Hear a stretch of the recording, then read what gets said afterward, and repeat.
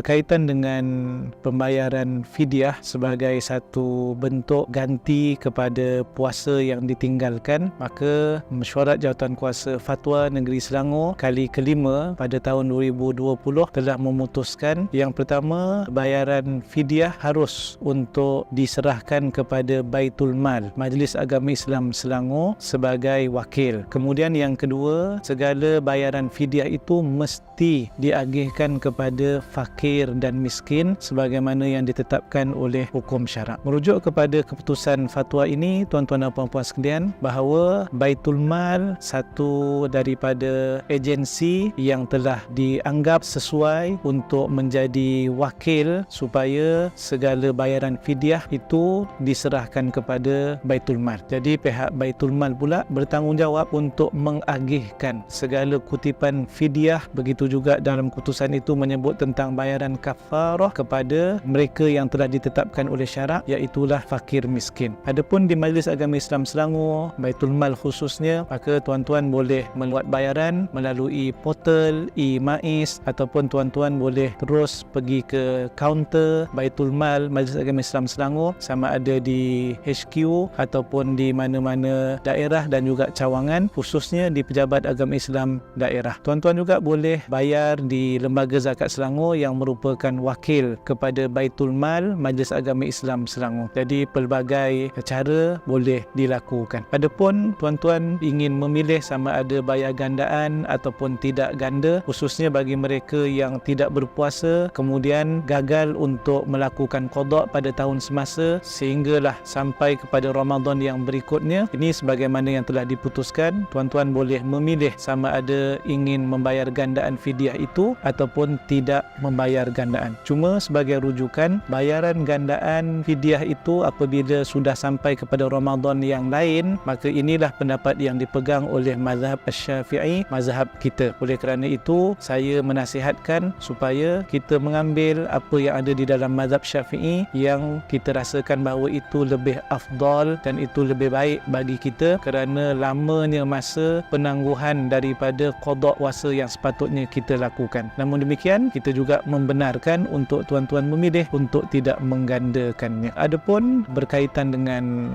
boleh tak kita bayar fidyah ini direct dan terus kepada golongan fakir dan miskin? Jawapannya tidak ada halangan, bahkan dibenarkan. Cuma ingin ditegaskan bahawa bagi satu urusan yang lebih baik, mencapai objektif dan juga pengurusan yang lebih efisien, maka Baitul Mal Majlis Agama Islam Selangor mungkin satu institusi yang terbaik untuk kita serahkan bayaran sama ada fidyah ataupun kafarah, kerana data berkaitan dengan fakir miskin ada di Baitul Mal Majlis Agama Islam Selangor. Kita juga ingin menyantuni fakir miskin di seluruh negeri Selangor yang kita rasakan apabila Baitul Mal menguruskan agihan ini, maka ia lebih mencapai dan menepati sasaran dan ia lebih menyeluruh dan tidak ada pengulangan akan berlaku. Maka bayar dan juga kita tunaikan fidyah kita di Baitul Mal Majlis Agama Islam Selangor.